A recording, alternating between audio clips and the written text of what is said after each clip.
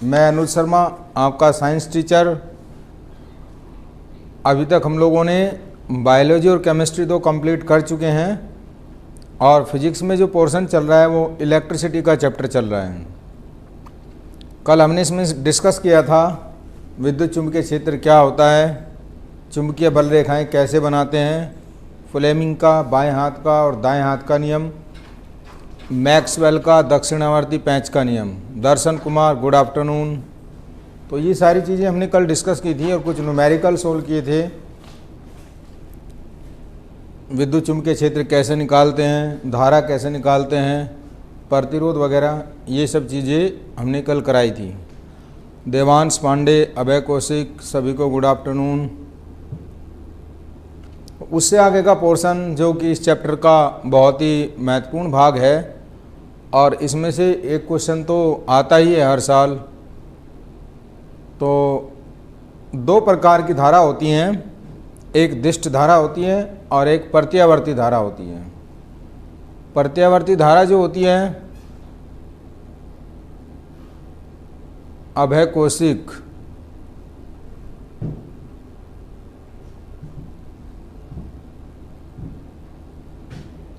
Nandlal Patel, good afternoon.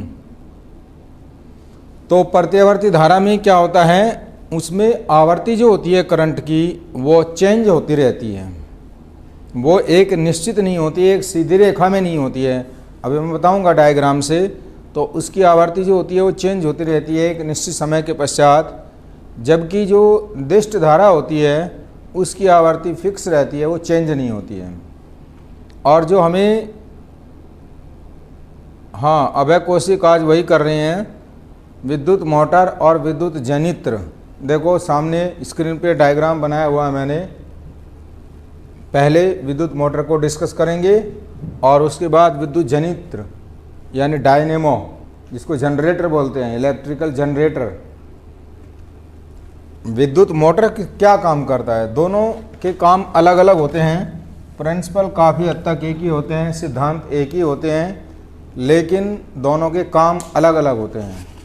जितने भी motor होते हैं, घरों में इंस्ट्रूमेंट चलाए जाते हैं, जैसे पंखा चलाते हैं, कूलर चलाते हैं, टीवी चलाते हैं, या पानी भरने की मोटर चलाते हैं, फ्रिज, एसी, कूलर, ये सभी क्या होते हैं, इन सब के अंदर मोटर लगा हुआ होता है।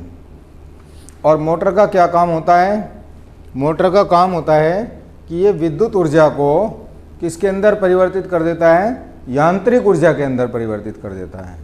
विद्युत ऊर्जा से हम क्या करते हैं, कार्य करते हैं विद्युत ऊर्जा के द्वारा। जैसे पंखा चलाते हैं, पंखे में जैसे स्विच ऑन करते हैं तो उसके अंदर विद्युत ऊर्जा चलना चालू हो जाती है और पंखे के अंदर जो छोटा सा मोटर होता है वो घूमना शुरू हो जाता है। मतलब वो विद्युत ऊर्जा को यांत्रिक ऊर्जा में परिवर्तित कर रहा है, उससे कार्य ले रहा है। कार्य क्या होता है, कार्य होता है पंखड़ी को घुमाना। पंखड़ी को घूमेगी, उससे हवा आएगी। तो ये क्या काम है, उसके अंदर जो विद्युत मोटर चल रहा है। एसी के अंदर भी वही होता है, कूलर के अंदर भी वही मोटर होता है। सबके अंदर एक ही मोटर का एक ही सिद्धांत होता है कि जो विद्युत ऊर्जा होती है उसको किस के अंदर परिवर्तित करता है, उसको परिवर्तित करता है यांत्रिक ऊर्जा के। Ibrahim Chaudhary, I am new student, welcome. Ramesh Chand, good afternoon. हाँ, देवांश पांडे, विद्युत ऊर्जा को यांत्रिक ऊर्जा में परिवर्तित कर देता है, जिससे हम कार्य करते हैं। दुनिया का कोई भी मोटर हो, चाहे छोटा मोटर हो चाहे बड़ा मोटर हो, सबका एक ही सिद्धांत होता है कि वो विद्युत ऊर्जा को यांत्रिक ऊर्जा के अंदर परिवर्तित कर देता है। अब सामने देखो आप जरा बोर्ड पे, ये डायग्राम मैंने बनाया हुआ है मोटर का, विद्युत मोटर का। विद्युत मोटर का जो सिद्धांत होता है, क्या सिद्धांत होता है, सिद्धांत क्या होता है, कोई बच्चा बताएगा, थ्योरी क्या होती है, प्रिंसिपल क्या होता है। सिद्धांत ये होता है कि जब किसी कुंडली को चुंबकीय क्षेत्र में रखकर उसमें धारा प्रवाहित की जाती है तो कुंडली के ऊपर एक बलयुग्म कार्य करता है। अगर आपने कभी किसी मोटर को अंदर से देखा है तो उसको ध्यान से देखना, उसके अंदर दो छोटी छोटी चुंबक होती हैं, बड़ी बड़ी। अगर बड़ा मोटर है तो बड़ी होंगी और छोटा है तो छोटी होंगी। Anoop Singh, good afternoon. ठीक है, तो उसको एक मैग्नेटिक फील्ड में रख देते हैं, चुंबकीय क्षेत्र में रख देते हैं। और वो चुंबकीय क्षेत्र के अंदर जैसे विद्युत धारा प्रवाहित होती है तो कुंडली के ऊपर एक बलयुग्म कार्य करता है जो कि उस कुंडली को चारों तरफ अपने अक्ष पे घुमाने का काम करता है। जब वो फोर्स लगेगा, जो लॉरेंज फोर्स जो होता है, नंदलाल पटेल, लॉरेंज फोर्स क्या होता है, कल भी मैंने बताया था। जब आप किसी चुंबकीय क्षेत्र में किसी कुंडली को रख के उसमें विद्युत धारा प्रवाहित करेंगे तो वो बल युग्म जो होता है वो क्या करता है, कुंडली को घुमाने का प्रयास करता है। कुंडली घूमेगी तो वो विद्युत ऊर्जा जो है वो कार्य करना शुरू कर देगी, उसी को बोलते हैं हम लॉरेंज फोर्स। ठीक है, तो वो कुंडली को चारों तरफ से घुमाने का प्रयास करेगा और कुंडली जो होती है अपने अक्ष के चारों तरफ घूमना शुरू हो जाती है इस तरीके से। देखो कुंडली घूमने की दिशा मैंने दिखाई है इस तरीके से, ये कुंडली इस तरीके से चारों तरफ घूमना शुरू हो जाती है। जैसे मोटर देखा होगा तुमने, मोटर कैसे घूमता है, कोई भी बिजली का मोटर चलाते हैं, कूलर का चलाते हैं तो वो चारों तरफ अपने अक्ष के चारों तरफ घूमना शुरू हो जाता है। वो किसकी वजह से घूमता है, चुंबकीय क्षेत्र के अंदर जब विद्युत धारा प्रवाहित की जाती है तो वो विद्युत धारा जो होती है उसके ऊपर एक बल लगाती है चुंबकीय क्षेत्र के अंदर, और चुंबकीय क्षेत्र में बलयुग्म जो होता है उस कुंडली को घुमाने का काम कर देता है और उसके घूमते ही जो इंस्ट्रूमेंट होता है वो चलना शुरू हो जाता है। मतलब विद्युत ऊर्जा जो होती है वो यांत्रिक ऊर्जा के अंदर परिवर्तित हो जाती है। यहाँ पर हम विद्युत ऊर्जा से कार्य ले रहे हैं। ठीक है, अब ये तो हो गया इसका सिद्धांत। क्वेश्चन आपसे पूछा जाएगा कि विद्युत मोटर का सिद्धांत क्या होता है, तो आप उसको लिख देंगे। ठीक है, इब्राहिम चौधरी एग्जाम में कॉपी लिखने के लिए कुछ, हाँ वो बता रहे हैं अभी। तो अब क्या होता है, दूसरा होता है इसकी कार्यविधि। जब एक बार कुंडली घूमना शुरू हो जाएगी तो कुंडली उसके बाद क्या काम करेगी, कैसे उसके चक्कर बनते हैं, तो कार्यविधि के अंदर यही सब चीज़ें हमें डिस्कस करनी है। कैसे मोटर कार्य करता है, कुंडली घूमेगी तो कैसे एनर्जी जो है हमारी कार्य के अंदर परिवर्तित हो जाएगी, किस तरीके से विद्युत ऊर्जा यांत्रिक ऊर्जा के अंदर परिवर्तित हो जाएगी। ठीक है, तो कार्यविधि में जब बैटरी से कुंडली में विद्युत धारा प्रवाहित करते हैं तो फ्लेमिंग के बाएं हाथ के नियम से, कल मैंने बताया था, जैसे विद्युत धारा प्रवाहित होना शुरू हो जाएगी तो हम क्या देखना है, बल किधर लगेगा। एक ये जो इस तरीके से अगर आप बाएं हाथ की उंगली को, एक तीनों उंगली को, ये अंगूठा, ये तर्जनी उंगली और ये आपकी मध्यमा उंगली, इन तीनों को एक दूसरे के 90 के एंगल पे इस तरीके से लेंगे। एक चुंबकीय क्षेत्र को प्रदर्शित करेगी, दूसरी विद्युत धारा को प्रदर्शित करेगी। तो अंगूठे की दिशा क्या हो जाएगी, ये बल की दिशा हो जाएगी। जिस दिशा में अंगूठा काम कर रहा है उस दिशा में जो होता है बलयुग्म काम करना शुरू हो जाएगा और वो बलयुग्म क्या करेगा, वो कुंडली को घुमाना शुरू कर देगा।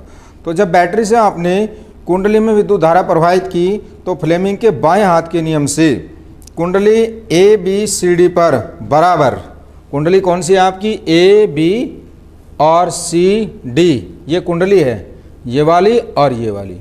अब ये कुंडली पर बराबर और विपरीत दिशा में बलयुग्म लगता है। किस आधार पर निकाल लोगे, वो फ्लेमिंग के बाएं हाथ के नियम से। जिधर को चुंबकीय क्षेत्र किधर है, ये चुंबकीय क्षेत्र जा रहा है, ध्यान से देखो, इधर की दिशा में एरो से दिखाया हुआ है चुंबकीय क्षेत्र, और विद्युत धारा किधर प्रवाहित हो रही है, विद्युत धारा इधर प्रवाहित हो रही है, ये इस तरीके से ए बी सी और डी, ये विद्युत धारा प्रवाहित हो रही है। तो यहाँ पे आप अपने बाएं हाथ का नियम रख के देख सकते हैं, एक तरफ से ये और ये विद्युत धारा हो गया, तो बलयुग्म किधर काम करेगा, एक इधर करेगा और एक इधर करेगा, बराबर मात्रा में बल लगेगा और विपरीत दिशा में लगेगा। तो विपरीत दिशा में लगते ही क्या होगा, ये कुंडली घूमना शुरू हो जाएगी और कुंडली घूमेगी तो कुंडली क्या होगी, दक्षिणावर्त दिशा के अंदर घूमने लगेगी। और कुंडली के घूमने के साथ साथ यहाँ पर ये जो दो विभक्त वलय होते हैं, विभक्त वलय जो होता है इन दोनों पोर्शन को अलग अलग करके रखता है, तो ये भी घूमना शुरू हो जाएगा इस तरीके से।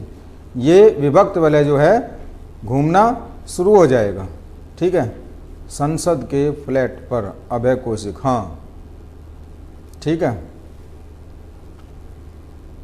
हाँ विनय के मकान पर, बाप के मकान, ठीक है मयंक। तो इन विभक्त वलयों की सहायता से क्या होता है, धारा की दिशा इस तरीके से रखते हैं कि कुंडली पर लगातार बल एक ही दिशा में काम करे, अर्थात कुंडली एक ही दिशा में घूमती रहे। अब देखो ये जो विभक्त वलय मैंने आपको बताए हैं, इनका काम क्या होता है। अभी तो जब आपने इसके अंदर धारा प्रवाहित की तो इसमें जो बल लगा वो बराबर मात्रा में लगा, लेकिन दोनों को विपरीत दिशा में घुमा रहा है। तो इस बल को हमें क्या करना है, एक ही डायरेक्शन में ले लेना है, क्योंकि एक ही डायरेक्शन में रहेगा तो दोनों को एक ही तरफ घुमाएगा। ऐसा नहीं है कि एक इधर घूम रही है और एक इधर घूम रही है, दोनों को एक दिशा में करके बल को, ये किसका काम होता है, ये विभक्त वलय का काम होता है। विभक्त वलय जो होता है बल लगातार एक ही दिशा में लगता रहे, अर्थात कुंडली जो है आपकी एक ही दिशा में घूमेगी, तभी बल युग्म जो होता है काम करेगा और उससे आप उसको यांत्रिक ऊर्जा में परिवर्तित कर सकते हैं। अब विभक्त वलय का महत्व क्या होता है, विभक्त वलय का जो कार्य होता है कुंडली में प्रवाहित दिशा की धारा को बदलना होता है। अगर कुंडली में प्रवाहित दिशा की धारा बदल जाएगी तो क्या होगा, आपका जो फोर्स है वो एक ही दिशा में आ जाएगा और एक दिशा में आने से वो कुंडली को लगातार घूमना, एक ही दिशा में घुमाना शुरू कर देती है।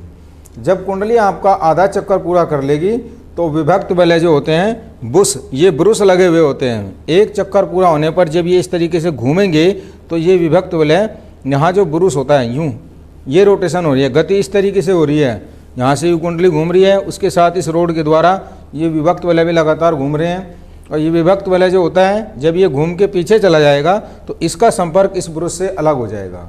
उसके बाद जब ये फिर से यूँ घूम के आएगा, ये इस ब्रश के कांटेक्ट में आएगा। इस तरीके से लगातार ये जो होते हैं इस ब्रश के कांटेक्ट में आते रहते हैं और कांटेक्ट टूटता रहता है, जिससे कि बल को एक ही दिशा में ले जाया जाए। बल जब एक ही दिशा में हो जाएगा तो फिर क्या होगा, कुंडली एक ही दिशा में घूमती रहेगी और एक ही दिशा में घूमने से जो भी हमें कार्य कराना होगा वो हम इससे यांत्रिक कार्य ले सकते हैं, इस्तेमाल कर सकते हैं। ठीक है, क्वेश्चन आपसे कैसे पूछा जाएगा, विद्युत मोटर क्या होता है, इसका सिद्धांत क्या होता है, इसका सचित्र वर्णन कीजिए, कार्यविधि का वर्णन कीजिए। ठीक है, आप डायग्राम बना देंगे, इसमें आपको बताना है ये दो विभक्त वलय होते हैं और एक तरफ विभक्त वलय जो होता है ये ब्रुश से जुड़ा हुआ होता है। ये आर्मेचर होती है बीच में, आर्मेचर के साथ इस तरीके से ये घूमेगा कुंडली। यहाँ पर कब घूमना कब शुरू होता है, ये मैग्नेट होती हैं, एक इसका नॉर्थ पोल होता है और ये इसका साउथ पोल होता है। जैसे आपने इसके अंदर करंट प्रवाहित किया, धारा प्रवाहित की, तो चुंबकीय क्षेत्र के अंदर जब विद्युत धारा प्रवाहित करते हैं तो इसके अंदर एक बल काम करना शुरू कर देगा और उस बल की दिशा किसके आधार पर निकलेगी, उस बल की दिशा निकलेगी फ्लेमिंग के बाएं हाथ के नियम के आधार पर, बी, आई और एफ। इसके आधार पर आपने बल की दिशा निकाल ली। बल किधर लगता है, बल बराबर मात्रा में लगेगा, एक कुंडली को उधर की तरफ घुमाएगा और एक कुंडली को इधर की तरफ घुमाएगा। ठीक है, मतलब यहाँ पर दोनों कुंडली जो हैं अलग अलग दिशा में घूम रही हैं, बराबर मात्रा में बल लगा है। अब जब आगे जाएंगे तो आगे दो विभक्त वलय होते हैं।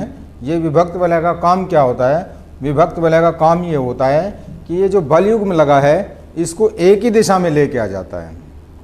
जब ये बल युग्म एक ही दिशा में आ जाएगा तो कुंडली एक ही दिशा में घूमना शुरू हो जाएगी। ठीक है, कुंडली एक ही दिशा में घूमेगी तो आप जिस भी इंस्ट्रूमेंट के अंदर जिस चीज़ को घुमाना चाहते हैं वही चीज़ आपकी घूमना शुरू हो जाएगी और विद्युत ऊर्जा काम करना शुरू कर देगी। जैसे पंखे का मोटर होता है, जैसे स्विच ऑन किया उसके अंदर भी यही स्ट्रक्चर होती है, छोटी छोटी मैग्नेट होती हैं, छोटे छोटे विभक्त वलय लगे होते हैं, छोटे छोटे ब्रुश लगे हुए होते हैं। तो जब बल युग्म एक ही दिशा में काम करेगा तो वो एक तरफ घूमना शुरू हो जाएगा और उसके साथ साथ घूमने पे क्या होगी, तीनों पंखड़ियाँ घूमना शुरू हो जाएंगी। तीनों पंखड़ियाँ घूमेंगी तो पंखा हवा देना शुरू कर देता है। तो कोई भी दुनिया का मोटर हो, चाहे वो छोटे से छोटा हो, चाहे कूलर का मोटर हो, चाहे पंखे का मोटर हो, चाहे आपका एसी का मोटर हो, कोई भी मोटर, बड़ी बड़ी इंडस्ट्री के अंदर जो मोटर होता है, ज़मीन में से पानी निकालने का जो मोटर होता है, सबका एक ही सिद्धांत होता है, एक ही कार्यविधि होती है, बस संरचना छोटी या बड़ी हो जाती है।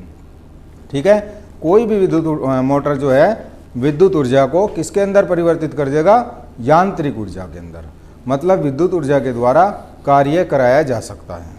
ठीक है, अतुल साहिल सभी को क्लियर है। प्रियल पाल, थोड़ा सा चैप्टर एकदम हार्ड सा है, थोड़ा सा आप इस स्ट्रक्चर जो होती है, ये संरचना जो है 3D है, इसको थोड़ा सा बोर्ड के प्लेन पे समझाना कठिन होता है, लेकिन जब 2-3 बार आप इन रिकॉर्डेड वीडियो को सुन लोगे, समझ लोगे डायग्राम की हेल्प से, तो ये सारी चीज़ें समझ में आ जाएंगी।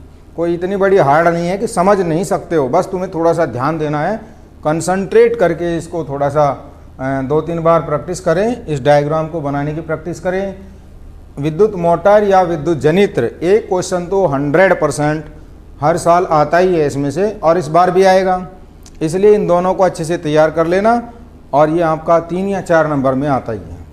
डायग्राम नीट एंड क्लीन होना चाहिए और डायग्राम के अंदर जो सबके नाम होते हैं वो एकदम स्पष्ट होने चाहिए।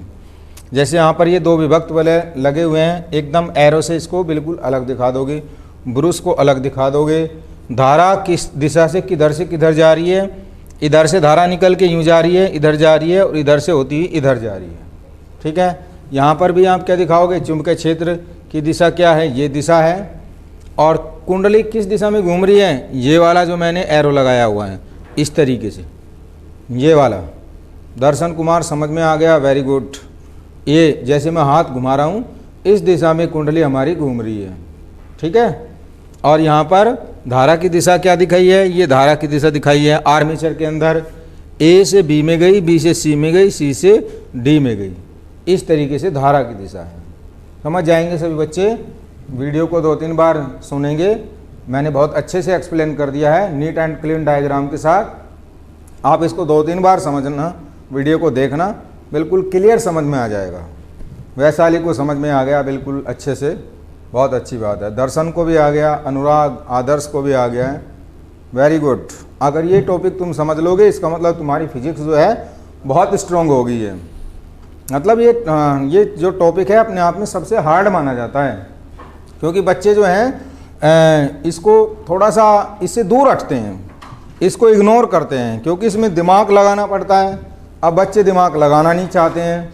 भाई दिमाग का इस्तेमाल जितना ज़्यादा करोगे दिमाग उतना ज़्यादा बढ़ेगा।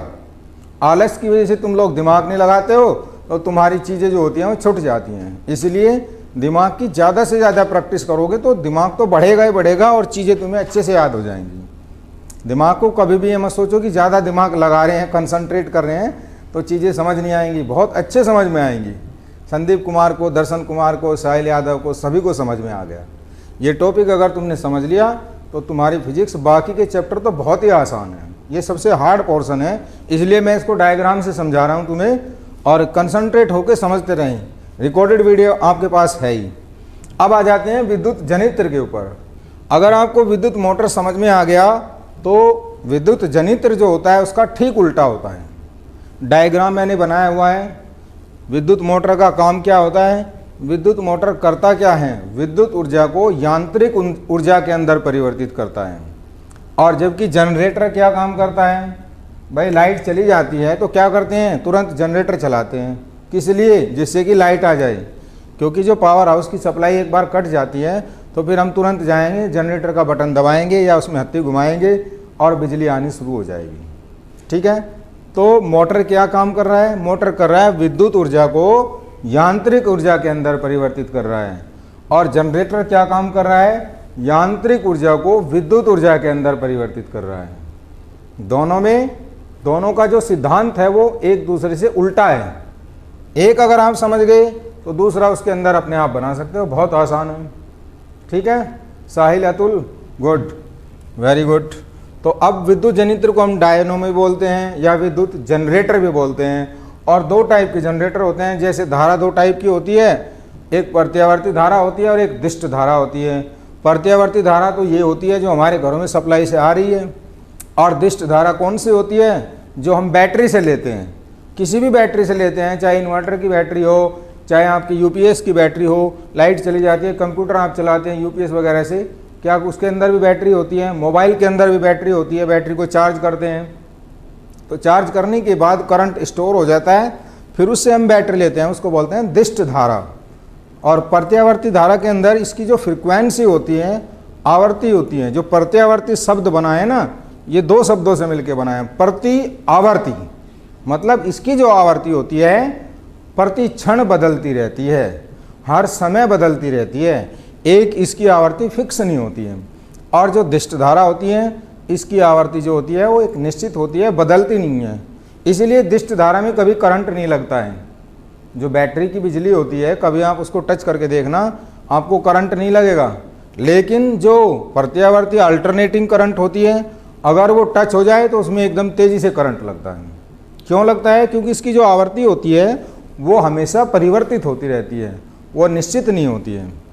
तो AC फॉर अल्टरनेटिंग करंट या प्रत्यावर्ती धारा, और डीसी फॉर डायरेक्ट करंट या दिष्ट धारा। ठीक है, क्वेश्चन कभी कभी शॉर्ट में आ जाता है, कई बच्चे एसी और डीसी को ध्यान ही नहीं देते कि ये है क्या। इसकी फुल फॉर्म आपको मालूम होनी चाहिए और इसका हिंदी वर्ड भी मालूम होना चाहिए। प्रत्यावर्ती धारा को हम क्या बोलते हैं? एसी, मतलब अल्टरनेटिंग करंट। यहाँ इसको एयर कंडीशनर मत समझ लेना, बहुत से बच्चे एयर कंडीशनर लिख देते हैं, वो गलत हो जाएगा। एसी का मतलब अल्टरनेटिंग करंट, प्रत्यावर्ती धारा, और डीसी का मतलब डायरेक्ट करंट। इसको बोलते हैं हिंदी में दिष्ट धारा। जिसकी आवर्ती परिवर्तित ना हो वो दिष्ट धारा या डायरेक्ट करंट होती है, और जिसकी आवर्ती परिवर्तित होती है वो प्रत्यावर्ती धारा या अल्टरनेटिंग करंट होती है। ठीक है बच्चों, अब आते हैं विद्युत जनित्र डायनेमो या मोटर के ऊपर, जनरेटर के ऊपर। मोटर का तो ये हो गया, ये आ गया जनरेटर। ठीक है अनुराग, अभी संरचना तुम्हारे सामने है, अंतर देख सकते हो। अभी मैं एक एक करके चीज़ को डिस्कस कर रहा हूँ। तो विद्युत जनित्र यंत्र क्या होता है? वो यंत्र होता है जो यांत्रिक ऊर्जा को विद्युत ऊर्जा के अंदर परिवर्तित। हाँ संदीप कुमार, हमारे घर में एसी होती है। हाँ, घरों के अंदर जो विद्युत होती है, जो बाहर से आती है, बिजली घर से आती है, वो एसी होती है, अल्टरनेटिंग करंट होती है, जो कि 220 वोल्टेज पे चलती है। ठीक है, हाँ भानु ठाकुर, एसी। ठीक है, तो इसका सिद्धांत क्या हो गया? इसका सिद्धांत ये हो गया कि ये यांत्रिक ऊर्जा को विद्युत ऊर्जा के अंदर परिवर्तित करता है, और ये विद्युत चुंबकीय प्रेरण सिद्धांत पर आधारित होता है। ठीक है, और ये धारा जो होती हैं दो प्रकार की होती हैं, प्रत्यावर्ती और दिष्ट धारा। उसी के हिसाब से जनरेटर भी, डायनेमो भी दो प्रकार के हो जाएंगे, एक प्रत्यावर्ती धारा जनित्र हो जाएगा और एक दिष्ट धारा जनित्र हो जाएगा, और दोनों का सिद्धांत एक ही होता है। मोटर का सिद्धांत अलग होता है और जनरेटर का, चाहे वो दिष्ट धारा जनरेटर हो, दिष्ट धारा जनित्र या डायनेमो हो, चाहे वो प्रत्यावर्ती धारा जनित्र या डायनेमो हो, दोनों का सिद्धांत जो होता है वो एक ही होता है। क्या होता है वो मैं अभी आपको बता देता हूँ। तो किसके सिद्धांत पे काम करेगा? विद्युत चुंबकीय प्रेरण के सिद्धांत पे काम करेगा। ठीक है, विद्युत चुंबकीय प्रेरण की परिभाषा मैंने कल भी बताई थी, सभी बच्चों को याद होगी। अगर याद नहीं है तो एक बार ध्यान से सुनेंगे। जब किसी बंद कुंडली को चुंबकीय क्षेत्र में तेजी से घुमाया जाता है तो उसमें से गुजरने वाली जो चुंबकीय फ्लक्स रेखाओं में निरंतर परिवर्तन होता है, जिसके कारण कुंडली में एक प्रेरित विद्युत वाहक बल उत्पन्न हो जाता है और बाह्य परिपथ में विद्युत धारा बहने लगती है। अब कुंडली के घूमने आने से यांत्रिक ऊर्जा जो है विद्युत ऊर्जा में परिवर्तित हो जाती है। दोनों में अंतर समझ में आया? क्या किया है हमने? चुंबकीय क्षेत्र में बंद कुंडली को तेजी से घुमाते हैं। जैसे जनरेटर में हम हत्ती लगाते हैं, जनरेटर के अंदर दो पावरफुल मैग्नेट लगी हुई होती हैं, और जब हम उसे तेज़ी से घुमाना चालू कर देते हैं तो उसमें से गुजरने वाली जो चुंबकीय रेखाएं होती हैं, जो चुंबकीय बल रेखाएं होती हैं, जिसका डायग्राम मैंने कल बताया था, तो उनके फ्लक्स में लगातार परिवर्तन होना शुरू हो जाता है, क्योंकि वो जब तेज़ी से चारों तरफ घूमती हैं तो फ्लक्स में परिवर्तन आ जाता है, और फ्लक्स में परिवर्तन होने के कारण उस सर्किट के अंदर, उस परिपथ के अंदर एक प्रेरित विद्युत वाहक बल उत्पन्न हो जाएगा। ठीक है साहिल, अतुल, ओके। और प्रेरित विद्युत वाहक बल के साथ साथ क्या होगा? एक प्रेरित विद्युत धारा भी चलना चालू हो जाएगी, और ये विद्युत धारा क्या काम करेगी? ये यांत्रिक ऊर्जा को विद्युत ऊर्जा में परिवर्तित कर देगी। समझ गए? दोनों के सिद्धांत एक दूसरे का उल्टा है। ठीक है, अब इसकी रचना क्या होती है? रचना देखो आप, कैसे ये बना हुआ होता है विद्युत जनित्र या आपका डायनेमो। इसके अंदर दो पावरफुल मैग्नेट होती हैं, चुंबक होती हैं। एक ये वाली चुंबक है, फर्स्ट नंबर चुंबक, और ये दूसरे नंबर की चुंबक है। ठीक है, इनके दोनों मैंने नॉर्थ और साउथ पोल दिखाए हुए हैं। ठीक है वैशाली, दर्शन कुमार, शेखर आजकल एब्सेंट है, शेखर, रिया और राशि, ये सभी बच्चे आजकल इनके एग्ज़ाम चल रहे हैं, एग्ज़ाम पे ध्यान दे रहे हैं। तो ये दो मैग्नेट होगी हमारे पास, एक मैग्नेट ये होगी, इसका नॉर्थ पोल दिखा दिया, और एक मैग्नेट का हमने साउथ पोल ले लिया है। तो यहाँ पर दो शक्तिशाली चुंबक ले लेते हैं और इन चुंबकीय क्षेत्र में कुंडली को घुमाते हैं। जैसे जनरेटर के अंदर हत्ती लगती है तो कुंडली घूमना शुरू हो जाती है। इन मैग्नेट के अंदर यहाँ से ही हत्ती लगाएंगे तो ये कुंडली जो होती है, ये देखो मैंने डायग्राम से दिखाया हुआ है, कुंडली किधर घूम रही है, इस तरीके से। ये कुंडली की घूमने की दिशा है। ठीक है साहिल, यहाँ से ये एरो से दिखाया हुआ है, कुंडली इधर से चारों तरफ ऐसे घूम रही है ये। ठीक है, अब इसके अंदर कुंडली क्या होती है? कुंडली जो होती है एक तांबे की एक पावरफुल आर्मेचर होती है। एक कुंडली ए बी सी डी ये वाला, ये तांबे का पार्ट होता है यहाँ पर। इसको हम क्या बोलते हैं? तांबे की एक कुंडली होती है। कभी मोटर तुमने खोल के देखा होगा, मोटर खुलते टाइम क्या होता है, चारों तरफ देखो उसकी तरह एक कुंडली के ऊपर तांबे के बहुत सारे तार जो होते हैं लिपटे हुए होते हैं, उसी को कुंडली बोलते हैं। उसी के अंदर विद्युत धारा प्रवाहित होती है। जिन बच्चों ने देखा होगा वो समझ रहे होंगे, मोटर के अंदर, किसी भी मोटर के अंदर, चाहे वो कितना भी छोटा हो चाहे कितना भी बड़ा हो, उसके अंदर तांबे के चारों तरफ तार लिपटे हुए होते हैं और उसी को कुंडली बोलते हैं। आदित्य ठाकुर, मंडे से तुम्हारा भी एग्ज़ाम है। अच्छा, अच्छी बात है, तुम्हारी तैयारी बहुत अच्छी हो चुकी है, तुम रेगुलर स्टूडेंट हो और हर चीज़ों पे ध्यान दे रहे हो। इब्राहिम चौधरी, मेरा हाफ ईयरली एग्ज़ाम ख़त्म हो गया है। अच्छे होंगे इब्राहिम के पेपर, बहुत अच्छे हुए होंगे। अब मैं बोर्ड एग्ज़ाम की तैयारी कर रहा हूँ। बिल्कुल, अगर कोई कमी रह जाती है तो अभी बहुत टाइम है तुम्हारे पास। अप्रैल से पहले एग्ज़ाम होने की कोई संभावना है नहीं, और जनवरी फरवरी मार्च अप्रैल तुम्हारे पास टाइम ही टाइम है।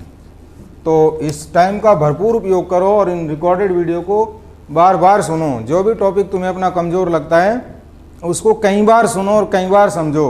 बाकी आपके पास ई विद्या ऐप डाउनलोड सभी बच्चों ने कर रखा है, जिन्होंने नहीं किया है वो कर ले, या विद्या क्वेश्चन बैंक से पढ़ाई करें।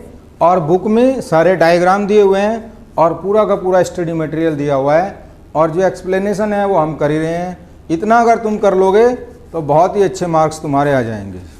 ठीक है वैशाली, अतुल, बोर्ड एग्ज़ाम कब से हैं? जब भी होंगे हो जाएंगे, होने तो हैं ही। तुम लोग अपनी तैयारी कंटिन्यू रखो, अभी कोई डेट फिक्स नहीं है, जब आएगी सबको पता चल जाएगा।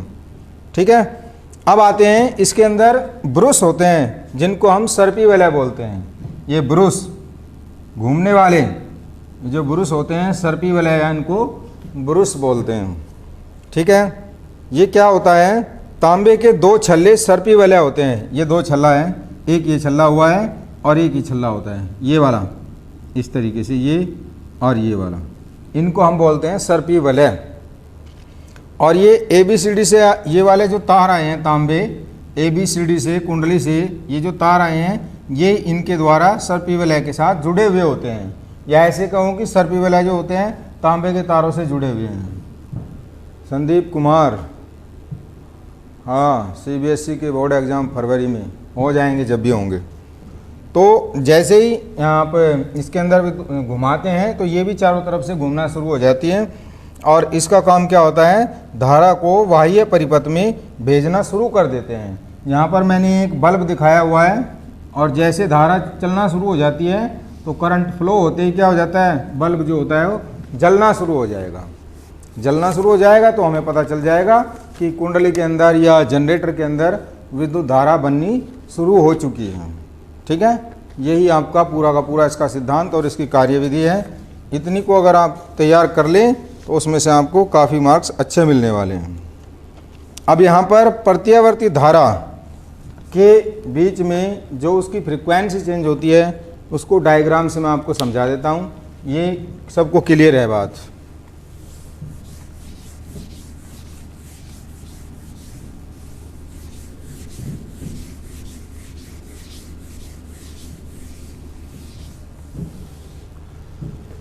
प्रत्यावर्ती धारा की जो फ्रीक्वेंसी चेंज होती है वो कैसे होती है, इस डायग्राम से आप समझें। ये इधर प्रेरित विद्युत वाहक बल होता है।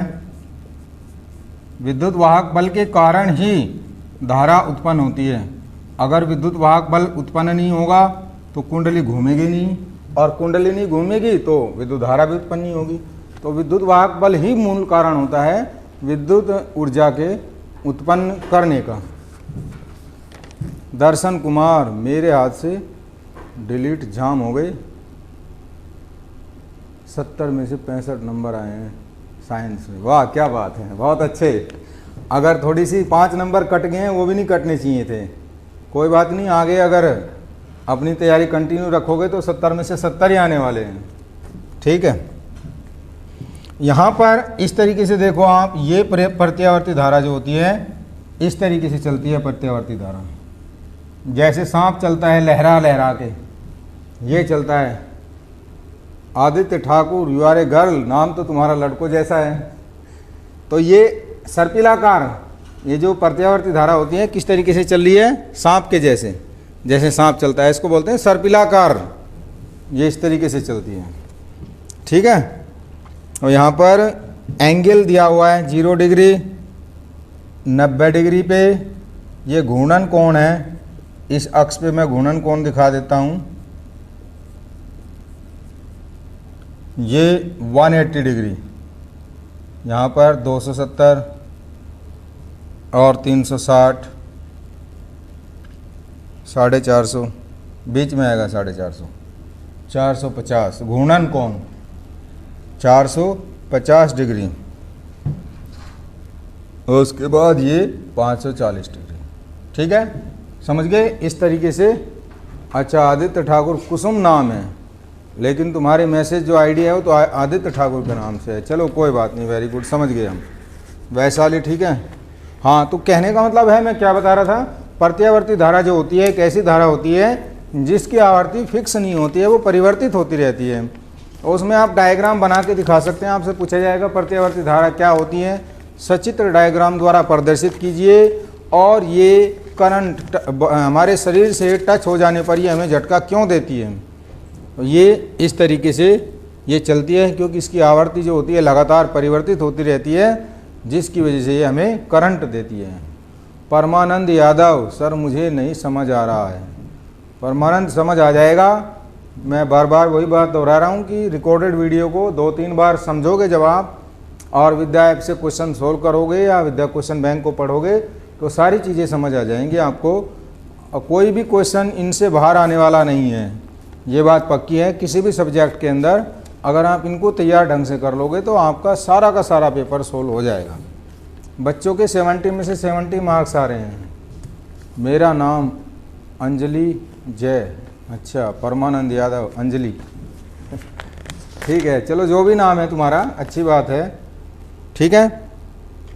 यहाँ पर ये दोनों चीज़ें मैंने आपको बता दी हैं। और अगर मैं पूछूं आपसे, बताऊं कि दिष्ट धारा क्या होती है, दिष्ट धारा जो होती है वो एकदम से लगातार एक ही दिशा में चलती रहती है। Parmanand Yadav, I am a girl, ठीक है। हाँ, अंकित प्रताप क्या कह रहे हैं भाई, गुरुजी एक सेक्शन में ये हमारे बॉडी में कितने बार जाती है। डिपेंड करता है उसकी फ्रिक्वेंसी कितनी है, क्योंकि 1 सेकंड में, हाँ, जो धारा की आवर्ती के ऊपर डिपेंड करेगा। उसकी आवर्ती अगर कम है तो कम बार जाएगी, ज़्यादा है तो ज़्यादा बार जाएगी। वो तो सबकी अपनी अपनी अलग अलग होती है, ऐसा कुछ फिक्स नहीं है कि कितनी बार जाती हो, ठीक है। ये बातें सबको क्लियर हैं। अब इसके एक न्यूमेरिकल कल हमारा बच गया था, आज उसको सोल्व करेंगे। और सभी बच्चों ने फॉर्मूले याद कर ही लिए होंगे। फोर्स का फॉर्मूला क्या होता है, BIL sin theta, QVB sin theta. और इसके बाद एक दिशा में चलती है, अंकित प्रताप, हाँ, DC करंट जो होती है वो एक दिशा में चलती है, डायरेक्ट करंट, ठीक है। अब एक न्यूमेरिकल सोल्व करेंगे आप सभी बच्चे। न्यूमेरिकल क्या है आपका, एक इलेक्ट्रॉन घूम रहा है। क्वेश्चन देखें, इलेक्ट्रॉन का द्रव्यमान दिया हुआ है। इलेक्ट्रॉन का द्रव्यमान कितना है जानते हैं सभी, बता सकता है कोई, इलेक्ट्रॉन का द्रव्यमान कितना होता है। Riya Yadav, where are you. Electron का द्रव्यमान और आवेश कितना होता है, कोई बच्चा बताए।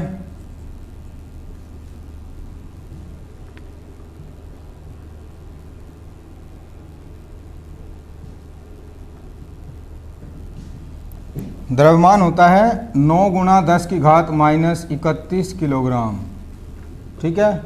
और जो आवेश होता है वो होता है 1.6 × 10 की घात -19 कूलाम। ये सबको याद होना चाहिए। वैसे क्वेश्चन में दिया हुआ होता है, लेकिन बेसिक बातें याद होनी चाहिए। नंदलाल पटेल, सदिश रूप में फॉर्मूला। हाँ, एग्ज़ाम की प्रिपरेशन कर रहे हैं। अच्छा, रिया यादव एग्ज़ाम की प्रिपरेशन कर रहे हैं, बहुत अच्छी बात है। हम भी एग्ज़ाम की करा ही रहे हैं। वीडियो ज़रूर देखा करो डेली, आधा घंटा 1 घंटा निकाल के, तुम्हारा फ़ायदा ही होगा इसमें। तो ये क्या कर रहा है, इलेक्ट्रॉन का मास दिया हुआ है, द्रव्यमान दिया हुआ है और इलेक्ट्रॉन पे आवेश दिया हुआ है। तो ये एक्स अक्ष के समांतर किस स्पीड से घूम रहा है, 3 × 10⁶ मीटर प्रति सेकंड के वेग से घूम रहा है, ठीक है। और जबकि जेड अक्ष के समांतर कार्यरत क्या है, चुंबकीय क्षेत्र कितना है, 0.3 वेबर मीटर स्क्वायर के चुंबकीय क्षेत्र में प्रवेश करता है, चुंबकीय क्षेत्र में प्रवेश करता है, ठीक है। अब उस पर लगने वाला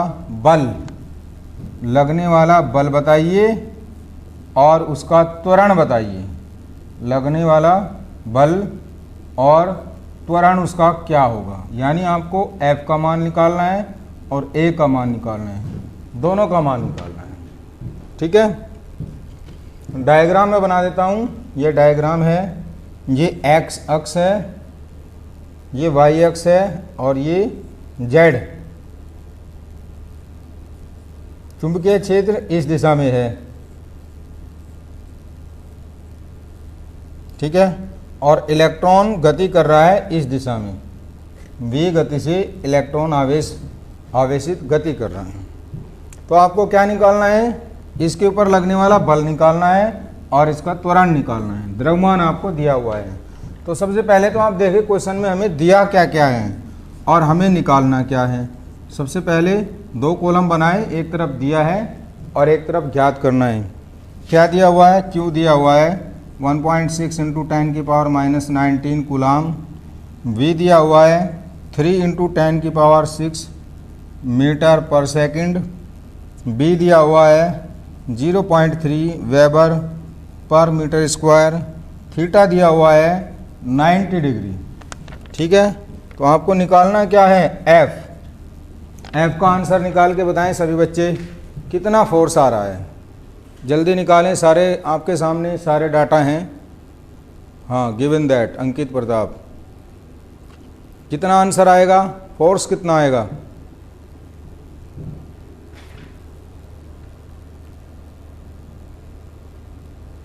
मान रख देते हैं।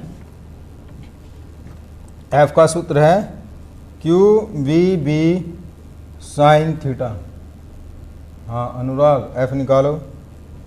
Q का मान 1.6 × 10⁻⁹, V का मान 3 × 10⁶, B का मान 0.3 और sin 90 और sin 90 की वैल्यू होती है 1। वो कितना आएगा, सोल्व करें, कोई बच्चा बताए जल्दी। 1.44 × 10⁻⁻13।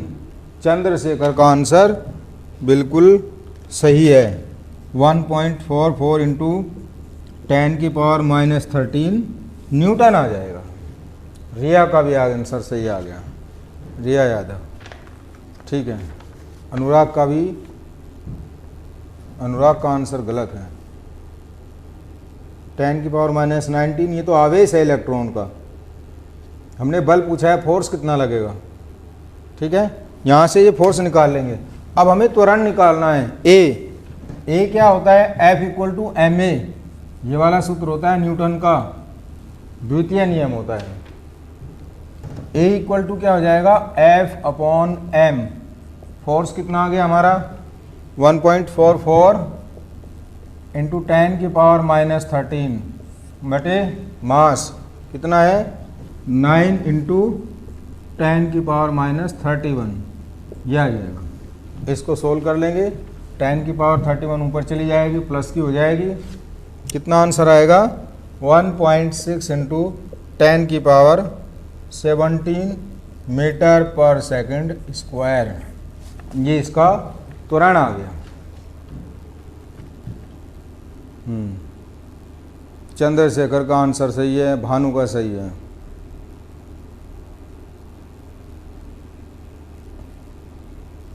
क्लियर है सभी बच्चों को?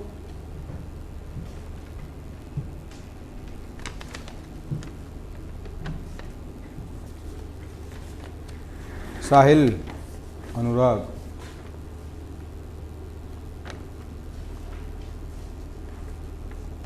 हाँ रिया का आंसर सही है बिल्कुल।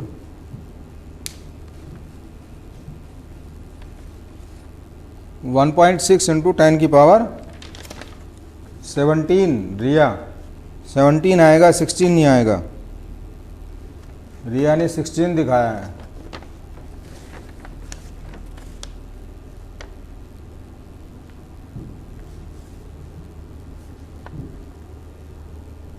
ठीक है,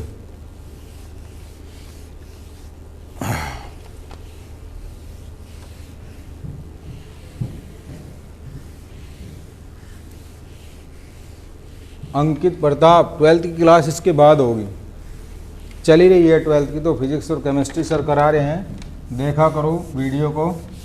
लाइव क्लास डेली चल रही है, 4 से 5, 5 से 6, 6 से 7, फिजिक्स केमिस्ट्री मैथ बायो सभी चल रहे हैं। परमानंद 17, हाँ 10 की पावर 17। भानु 10 की पावर माइनस नहीं है, प्लस आएगा। ठीक है, अब देखो जरा,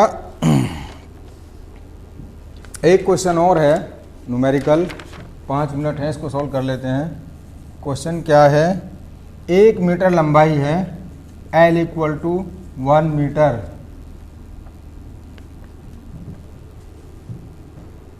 हाँ, और चालक में I कितना दिया है? 1 एम्पियर की धारा बह रही है, और इसमें जो चुंबकीय क्षेत्र है B = 2 न्यूटन पर एम्पियर मीटर रखा हुआ है। चालक पर लगने वाले बल की गणना कीजिए। F निकालना है, ये वाला 3 कंडीशन में निकालना है। जब चालक क्षेत्र के लंबवत हो, फर्स्ट नंबर पर चालक क्षेत्र के लंबवत हो, सेकंड नंबर पर चालक क्षेत्र के समांतर हो, थर्ड नंबर पर चालक क्षेत्र की दिशा से 60 डिग्री का कोण बनाता है। अनुराग क्या क्या दिया हुआ है आपको? 1 मीटर लंबा तार है, करंट उसके अंदर 1 एम्पियर बह रही है, और उसको चुंबकीय क्षेत्र में रखा है 2 न्यूटन पर एम्पियर मीटर के। तो इस पर लगने वाला बल बताएं। 3 कंडीशन दी हुई है, लंबवत दिशा में, समांतर दिशा में और 60 डिग्री पे। आंसर बताएं रिया यादव, जल्दी। डायरेक्ट फॉर्मूले में रख के तुम्हें कैलकुलेट करना है। देखते हैं कितने बच्चों का आंसर सही आता है।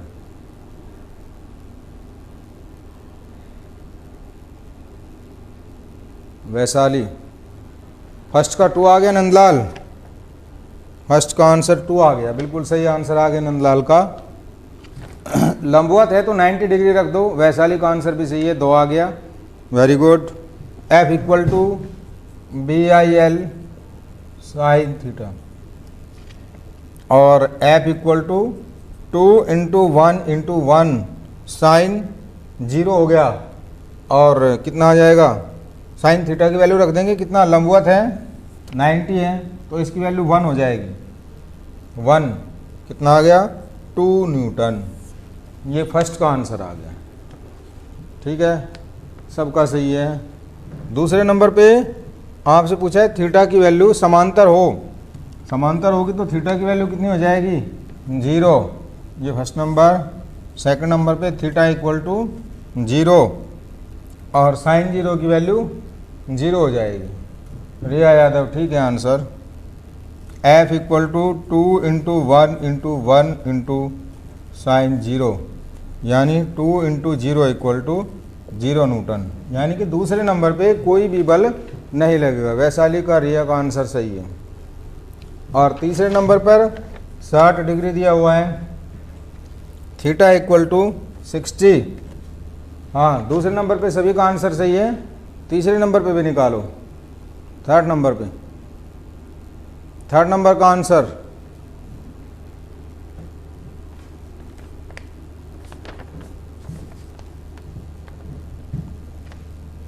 F equal to 2 into 1 into 1 into sine 60, यानी 2 इंटू √3/2 कितना आ जाएगा 1.732 न्यूटन। चंद्रशेखर का आंसर सही, वैशाली का आंसर सही, अंकित का आंसर सही, अनुराग, सभी का आंसर सही है। ठीक है, सभी बच्चे इस पोर्शन को आप ध्यान से पढ़ें। ये चैप्टर आपका लगभग कंप्लीट हो चुका है। इसके अंदर आपको क्या क्या करना है, फोर्स के जितने सूत्र मैंने बताए हैं आपको याद होने चाहिए। F equal to QAB sine theta, F equal to BIL sine theta. ठीक है, डायनेमो क्या होता है, धारा कितने प्रकार की होती है, AC और DC होती है, विद्युत मोटर का सिद्धांत क्या होता है, विद्युत मोटर की संरचना एवं कार्यविधि बताइए। जितने क्वेश्चन मैंने सोल्व कराए हैं और जो न्यूमेरिकल मैंने सोल्व कराए हैं इनको ढंग से सोल्व कर लेना। जो भी क्वेश्चन आएगा इन्हीं में से आएगा। आपके मेन एग्जाम में, बोर्ड के एग्जाम में जो क्वेश्चन आना है वो इन्हीं में से आना है, इनसे बाहर कुछ नहीं आना है। इनको आप ढंग से तैयार करें। और ई विद्या बच्चों ने डाउनलोड कर रखा है, जिन्होंने नहीं किया है वो कर लें, या फिर आपका विद्या का क्वेश्चन बैंक लेके उससे स्टडी करें।